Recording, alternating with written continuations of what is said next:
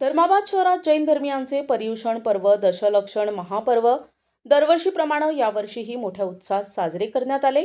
या पर्वाच्या निमित्ताने शहराच्या जैन मंदिरात रोज विविध धार्मिक कार्यक्रमांचे आयोजन करण्यात आले होते। पर्युषण पर्वादरम्यान दररोज सकाळी 6 वाजल्यापासून अभिषेक, पूजा, अर्चना आणि आरती करण्यात येत होती।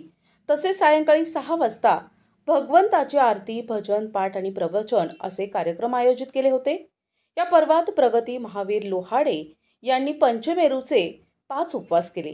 या निमित्त आज भगवान महावीरांची पालखी काढण्यात आली, ज्यामध्ये कलश बोलीचा मान श्वेता पांडे यांना मिळाला।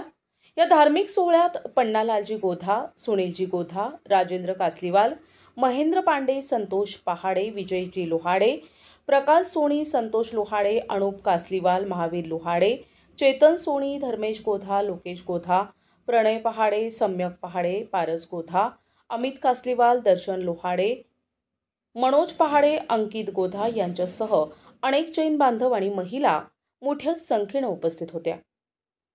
NTV news Marathi, Dharmabad, Nanded.